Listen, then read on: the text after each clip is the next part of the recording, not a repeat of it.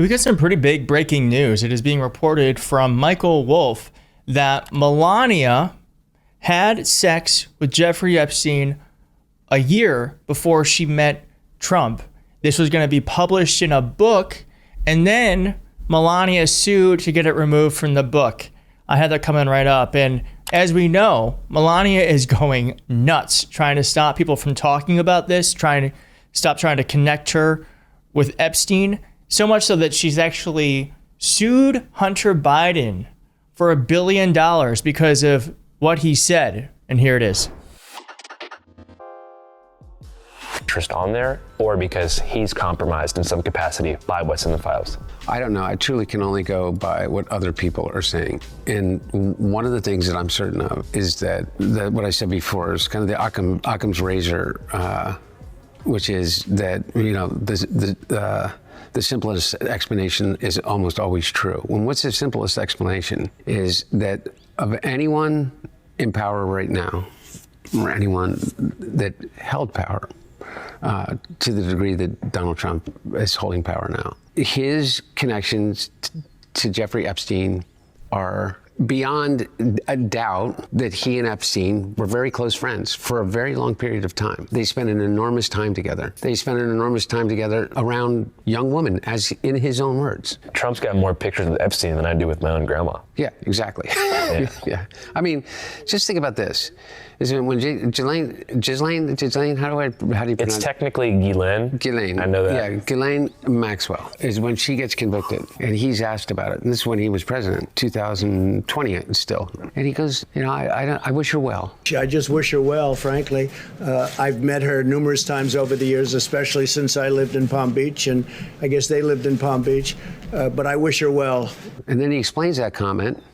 Like, she's a good person, and I wish her well. Now, she's just been convicted of sex trafficking and, you know, dozens and dozens of teenage girls. When he's then pressed on it in an interview after that, he says, I wish her well.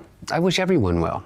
I don't wish anyone harm. Are you out of your mind? Yeah. He can't wish anyone well on Christmas morning without sending out a tweet or Truth Social or whatever it is, you know, blaming the leftist, you know, socialist, communist Democrats and Joe Biden and blah, blah, blah, blah, blah. I mean, literally, on Easter Sunday, he doesn't wish anybody well. There's never been a time in which he's ever, in my estimation, is wished anyone well, let alone a convicted sex trafficker. Yeah. And so what's going on there? Okay, well, they knew each other well. They spent an enormous time together. According to his biographer, is that Jeffrey Epstein introduced Melania. That's how Melania and the First Lady and the President met. Really? Yeah. Epstein made the intro. Yeah, according to Michael Wolff. Yeah. And so I only can go by what people are saying, and I don't know. Is the thing that is, like, I'm loath to do is, like, but feed into another goddamn conspiracy theory. It's just so destructive to the entirety of the cultural fabric. It's like, I think it's an important story, but I think it's an important story because of the victim. Yeah, I think it's an important story because it's a story that Donald Trump and apparently Melania Trump do not want us talking about. And so, as I said, there is now reporting that this book that was going to be published or is being published had some interesting details about Melania and Epstein, but they were taken out. And here's more on that. A new book was published yesterday in the US and UK entitled The Rise and Fall of the House of York. It's by a British journalist by the name of Andrew Loney. And it's about the pathetic life of Prince Andrew, but it is also about his connection to Donald Trump, Jeffrey Epstein, and Melania Trump. And in fact, it contains a passage in which Epstein is quoted, and this is from an interview apparently in 2007, where he says that he had sex with Melania a full year before Donald Trump commenced his relationship with Melania. Shall we rewind that one more time? Because I don't know about you, I did not hear this anywhere. I haven't heard this anywhere. Maybe I missed it, but this went unnoticed by certainly the corporate media. Let's just hear that one more time. And this is from an interview apparently in 2007, where he says that he had sex with Melania a full year before Donald Trump commenced his relationship with Melania. Yes. So Michael Wolff's going to get into this, but this book publisher, this reporter, would not write this if they did not have evidence of him saying it, okay?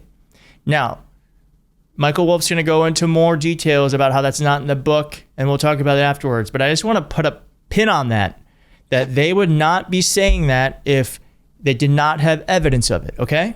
Now, the book the hardcover copy of the book was widely available yesterday, and it contains that passage. But the ebook and the audio book, which were also released yesterday, do not contain that passage. So what happened here is that between the printing and the distribution of the book and its release is that Melania Trump started to send threatening legal letters to anyone who might connect her directly to Jeffrey Epstein. So the publishers, and this is hard to figure out exactly what they believe they have accomplished here, but clearly they published the book and clearly had it vetted by lawyers and decided it was legally sound. But then, in the face of Melania Trump's threats, they ran and hide. I mean, it's kind of ostrich-like to think that they could put the book out and that the printed book can contain one thing and the other versions another, but that's not the point. The point is just panic. So we're at this moment in time when this information about Epstein and Trump and the Trumps is coming out, and yet at the same time, the White House is doing everything to stop it from coming out. And this is certainly an example. Yeah, so this is why it's so important to follow independent media, because we're not going to let up on this stuff. We're going to talk about it. We're going to share it. Certainly, we're not going to get scared if a Trump comes knocking at our door with a lawyer, an overpriced lawyer. And that's also what Hunter Biden did too, because he was threatened with a lawsuit. And I'm not going to play this whole thing for you, but he was threatened with a lawsuit and over what he said in that other clip I share with you. And he just said, fuck that. So now we're here maybe to give you the platform to apologize to the First Lady for your statements that you made about her possible connection to Jeffrey Epstein. That's not good. So I'm of that same mentality. Fuck that. If you want to continue following the story, please do hit like, subscribe, so you tell YouTube and the algorithm that you like this content and you'll see more of it. And we're going to keep following this.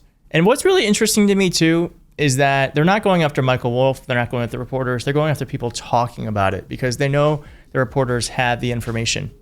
They know they have the evidence, and they can't win that lawsuit. They can win a lawsuit against someone who's just saying what someone else has already said. Well, not win a lawsuit, but it's an easier way to go about it. So anyways, thank you for watching, and I will see you next time. Bye.